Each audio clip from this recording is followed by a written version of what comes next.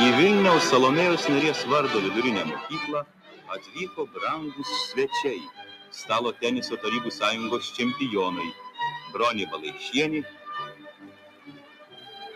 ir Algimantas Saunoris. Naujosius čempionus moksleiviai apdovanojo mokyklos oranžerijoje išaugintomis gėlėmis.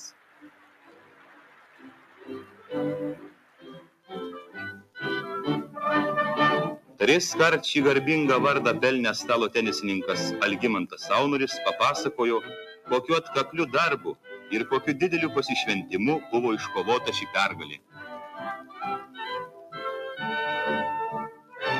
Mokyklos stalo tenisininkas 8 klasės mokinys Justas Vitkūnas pasišovė išmėginti savo jėgas su šalies čempione.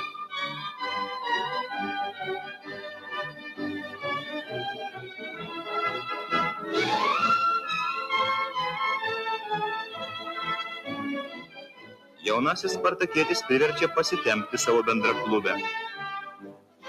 Mokyklos stalo tenisininkus Bronė Balaišienė sutiko šefuoti.